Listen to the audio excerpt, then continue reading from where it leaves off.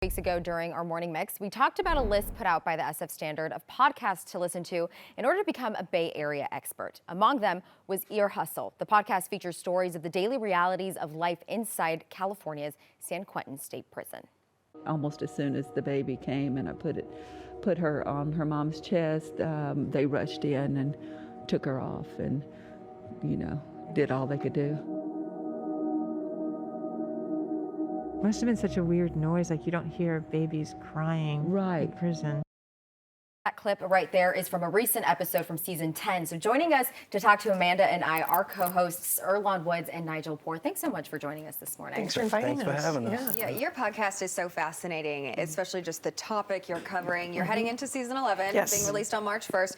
And what's so interesting about this podcast is you guys cover everything from life in prison, but not just their stories, life moments and how to handle that. COVID in prison, that's a huge topic, and even being a parent in prison. There's so many topics. So tell us a little bit more about how your podcast got started. It started when I was volunteering inside San Quentin Prison in the media lab, and I met Earlonne, who was incarcerated at the time. And we wanted to start an audio project, a storytelling project that concentrated on the everyday stories of life in prison, not the things that you normally hear in the headlines, not concentrating on crime, but the things that you mentioned, concentrating on the stuff that connects people on the inside. The human element of it. Yes, exactly. And it was just meant to be in the prison. Exactly. When we started, it was only to be played inside the prison, and then we ended up entering a podcast contest. With Radiotopia and PRX, and we won, and the podcast went out into the world before it started playing inside prisons. Incredible. And I was telling you a little bit, when I was trying to get into podcasts, I remember taking a road trip and turning on Ear Hustle. This was 2018, 2019. And just hearing those stories, just how impactful it is and important for somebody to hear those stories. Why was it important for both of you to highlight these stories? Because these are stories we don't often think about or hear about.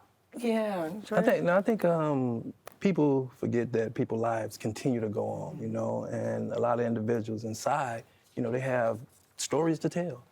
Yeah, I mean, I only knew about prisons through newspapers and news and stuff. I didn't know the nuances of what happened inside. And I thought if people understood that, there would be more compassion and ways of thinking about how prisons operate in our society. So that was the idea behind it.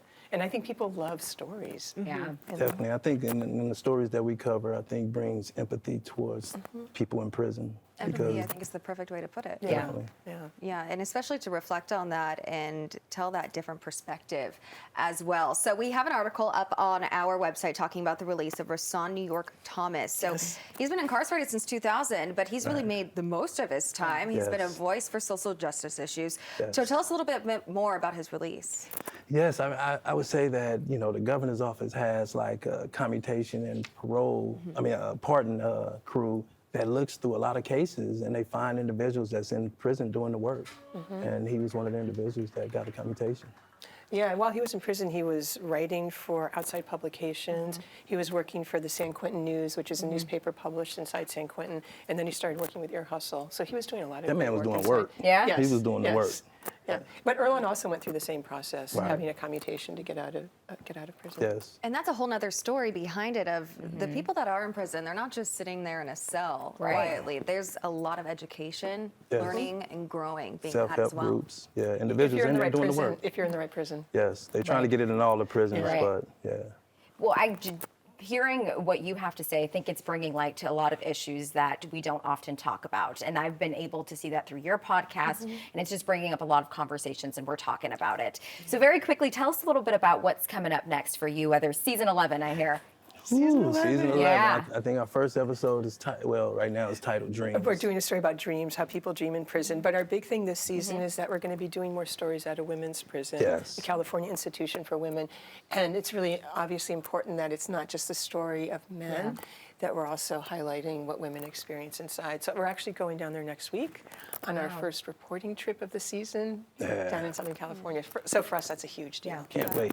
And what a great thing you guys are doing and telling those stories of these voices that we don't usually hear from. Thank you. Thank you you for caring about it. Hopefully we're able to catch up with you soon, too, as you continue through season 11. Excellent. Thank you. Justin.